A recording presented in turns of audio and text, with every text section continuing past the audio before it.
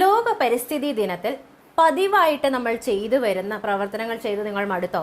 നിങ്ങളുടെ സ്കൂളിന് മറ്റ് സ്കൂളുകളിൽ നിന്നും സ്റ്റാൻഡ് ഔട്ട് ചെയ്ത് നിൽക്കാൻ പറ്റുന്ന എന്തെങ്കിലും പ്രവർത്തനം വേണമെന്ന് നിങ്ങൾ ആഗ്രഹിക്കുന്നുണ്ടോ?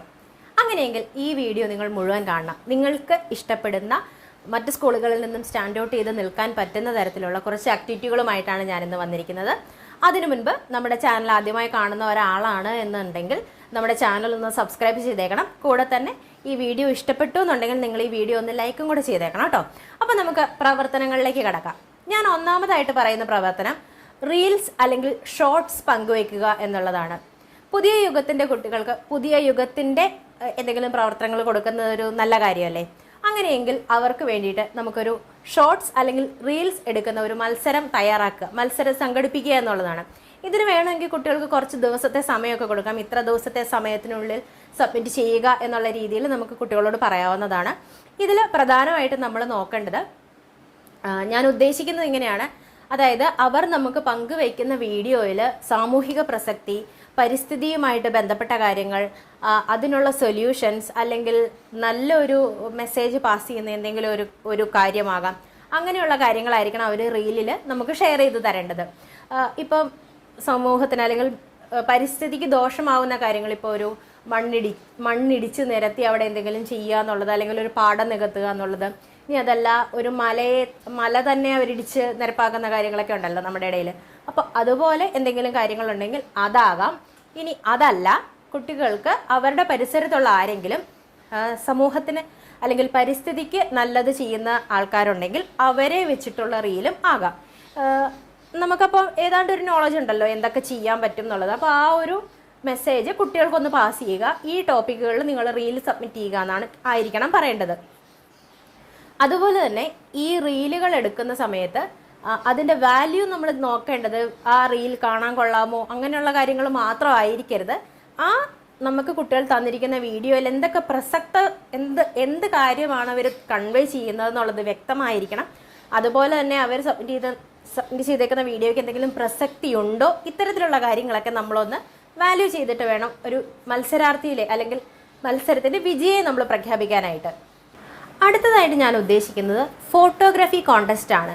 ഈ പറഞ്ഞ റീൽ എടുത്തിരിക്കുന്ന ടോപ്പിക്കുകൾ തന്നെ പലർക്കും വീഡിയോ എടുക്കാനും എഡിറ്റ് ചെയ്യാനും ഒന്നും അറിയത്തില്ലായിരിക്കും. അപ്പോൾ അവർക്ക് വേണ്ടിയിട്ട് ഒരു ഫോട്ടോഗ്രാഫി കോൺടെസ്റ്റ് നമുക്ക് സംഘടിപ്പിക്കാം. ഇതുപോലെ റീലിന് നമ്മൾ കൊടുക്കുന്ന സബ്ജക്റ്റുകൾക്ക് അനുസരിച്ച് തന്നെ നമുക്ക് ഫോട്ടോഗ്രാഫിക്കും വേണ്ടിയിട്ട് ഒരു ടോപ്പിക്കുകൾ അവർക്ക് കൊടുക്കാം. ഇനി ഇതൊന്നും അല്ലാന്നുണ്ടെങ്കിൽ നമ്മുടെ ഹരിതകർമ്മ സേനയുണ്ട്, അല്ലെങ്കിൽ നമ്മുടെ മുനിസിപ്പാലിറ്റിയിലുള്ള ആൾക്കാരുണ്ട്, അവരെയൊക്കെ ഒന്ന് ഉൾപ്പെടുത്തിക്കൊണ്ടുള്ള ഒരു വീഡിയോ ആണെങ്കിലും നമുക്ക് ചെയ്യാവുന്നതാണ് കേട്ടോ.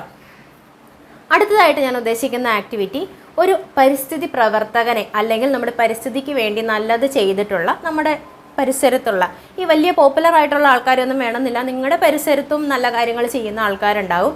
അപ്പോൾ അവരെ ഒന്ന് ആദരിക്കുക, അവരെ ഒന്ന് വിളിച്ചിരുത്തി ഒന്ന് സംസാരിക്കുക, അല്ലെങ്കിൽ അവരുടെ കൂടെ ഒരു ചായ കുടിക്കൽ, അങ്ങനെയുള്ള എന്തെങ്കിലും ഒരു പരിപാടി വരുന്നു. അവരെ ഒന്ന് നമ്മൾ വാല്യൂ ചെയ്യുന്നുണ്ട്, നമ്മൾ കുട്ടികളായിട്ടുള്ളവർ ഇതെല്ലാം കാണുന്നുണ്ട്, നമ്മൾ അവരെ വാല്യൂ ചെയ്യുന്നുണ്ട് എന്നൊരു ബോധം അവർക്ക് ഉണ്ടാകാൻ വേണ്ടിയിട്ട് അവർക്കുണ്ടാകണം. അതുപോലെ തന്നെ മറ്റുള്ളവർക്കും, ഇതൊന്നും എന്നെ ബാധിക്കുന്ന വിഷയമല്ല എന്ന് വിചാരിച്ച് നടക്കുന്നവർക്കും നമ്മൾ ഇതെല്ലാം കാണുന്നുണ്ട് എന്നുള്ളത് അവർക്കൊന്ന് ബോധ്യപ്പെടുത്താൻ വേണ്ടി ഒരു ആദരിക്കൽ എന്നുള്ള ഒരു ആക്ടിവിറ്റി നിങ്ങൾക്ക് ചെയ്യാവുന്നതാണ്. അടുത്തതായിട്ട് ഞാൻ ഉദ്ദേശിക്കുന്നത്, നമ്മുടെ വേനലവധിക്കാലം നല്ല ചൂട് പിടിച്ച ഒരു കാലാവസ്ഥയിലായിപ്പോയി അല്ലേ? അപ്പോൾ അത്രയ്ക്ക് അങ്ങോട്ട് നമുക്ക് ആഘോഷിക്കാൻ പറ്റിയിട്ടുണ്ടാവില്ല. എന്നാലും കുറുമ്പന്മാരായിട്ടുള്ളവരും കുറുബികളായിട്ടുള്ളവരും എല്ലാം നന്നായിട്ട് ആഘോഷിച്ചിട്ടുണ്ടാകും. അപ്പോൾ ഇങ്ങനെ ഒരു കാലാവസ്ഥ ഉണ്ടാകാനുള്ള കാരണം എന്താണ്? ഇത്രയും ചൂടായിട്ട് നിൽക്കാനുള്ള കാരണം എന്താണ്? എൽ നീനോ പ്രതിഭാസമാണ്. ഈ എൽ നീനോ പ്രതിഭാസത്തെക്കുറിച്ച് പല കാര്യങ്ങൾ ചെയ്യുക എന്നുള്ളതാണ്. അതായത് ഞാൻ ഉദ്ദേശിക്കുന്ന ഇതാണ്, നമ്മുടെ സ്കൂളിലുള്ള നിങ്ങളുടെ ക്ലാസ്സിലുള്ള കുട്ടികളെ പല ടീമുകളായിട്ട് തിരിക്കുക. അവർക്ക് എൽ നീനോ പ്രതിഭാസത്തെക്കുറിച്ച് പല കാര്യങ്ങൾ ചെയ്യാനുള്ളത് കൊടുക്കുക. ഫോർ എക്സാമ്പിൾ പറയുകയാണെങ്കിൽ, നിങ്ങളുടെ ക്ലാസ്സിലെ കുട്ടികളെ പല ഗ്രൂപ്പുകളായിട്ട് തിരിച്ചിട്ട് ഒരു ഗ്രൂപ്പിന് എൽ നീനോ പ്രതിഭാസത്തെക്കുറിച്ച് ഒരു പ്രൊജക്റ്റ് തയ്യാറാക്കാൻ കൊടുക്കാം. മറ്റൊരു ഗ്രൂപ്പിന് എൽ നീനോ പ്രതിഭാസത്തെക്കുറിച്ചൊരു അസൈൻമെൻറ്റോ അല്ലെങ്കിൽ അതിനെക്കുറിച്ചൊരു പോസ്റ്ററോ, ഇനി അതല്ല എൽ നീനോ പ്രതിഭാസത്തെക്കുറിച്ച് അതിൽ നമുക്ക് ചെയ്യാൻ പറ്റുന്ന അസൈൻമെൻ്റ് ആകാം, അല്ലെങ്കിൽ ഒരു ഉപന്യാസമാകാം. അങ്ങനെ പല ടീമുകളായിട്ട് തിരിച്ച് ഈ എൽ നീനോ പ്രതിഭാസത്തിനെ ഒന്ന് കീറി മുറിച്ച് പരിശോധിക്കുക എന്നുള്ളതാണ് അടുത്തതായിട്ട് ഞാൻ ഉദ്ദേശിക്കുന്ന ആക്ടിവിറ്റി